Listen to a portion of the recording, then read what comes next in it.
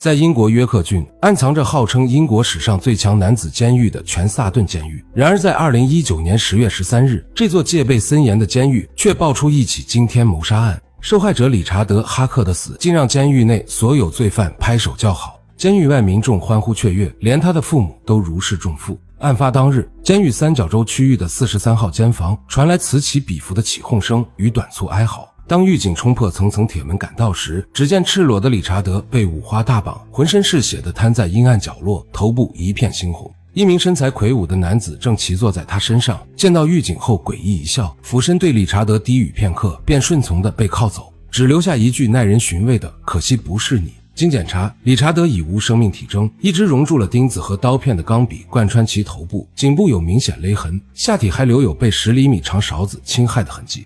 法医鉴定显示，钢笔是其断气后被插入，生前曾遭受长达80分钟的残忍虐打，凶手正是监狱中臭名昭著的暴力囚犯保罗·菲茨·杰拉德。面对审讯，29岁的他毫无悔意，直言此举是为200名受害者执行另类正义。这起谋杀案之所以引发全民欢呼，根源在于受害者理查德的滔天罪行。他被称为英国史上最恶劣的恋童癖者，其恶行令人发指。1986年出生于中产阶级家庭的理查德，自幼性格孤僻。16岁时，他在纳米比亚的间隔年旅行中发现，贫困地区的孩子极易被小恩小惠诱惑。这份扭曲的发现为他日后的犯罪埋下伏笔。17岁获得数码相机后，他以免费摄影为幌子博取信任。18岁加入海外探险机构，频繁前往东南亚、非洲的落后地区。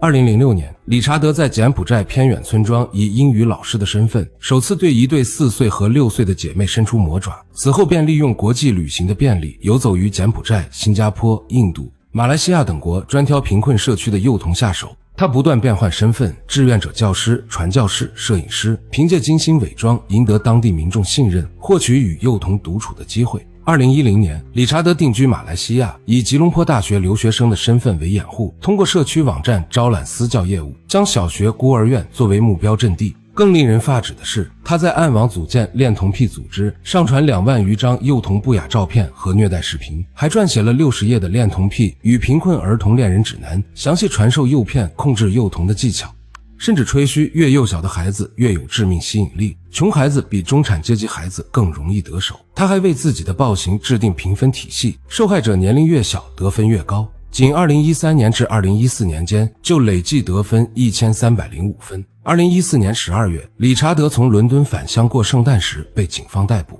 起初因证据不足被父母保释，久后在父母的质问下坦白罪行，其父母当即报警。警方在他的电子设备中查获大量罪证，包括记录191名受害者遭遇的分类表。2016年6月，理查德因71项性犯罪被判无期徒刑，至少需服刑25年。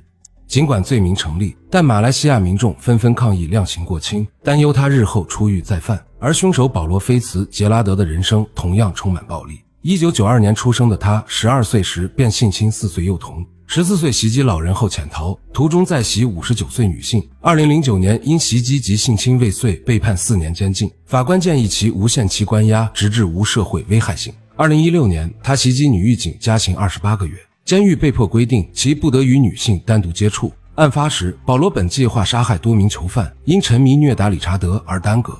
2020年11月，他因谋杀罪被判处至少服刑34年，庭审中竟全程发笑。即便2名精神科医生鉴定其患有品行障碍、人格障碍等疾病，也未能为其减刑。最终他需在监狱与精神病院交替服刑。这起案件留下了沉重的社会争议。理查德利用法律漏洞，借国际旅行在落后地区残害幼童，这种跨国恋童癖正成为全球隐患。而保罗的私刑虽违背法律，却得到了从囚犯到民众的广泛认同，折射出公众对这类罪行的深恶痛绝。正如马丁·路德·金所言，笃定的无知与诚心的愚笨最为危险。提升落后地区的教育水平与法律意识，堵住跨国犯罪的漏洞，或许才是遏制此类恶行的根本之道。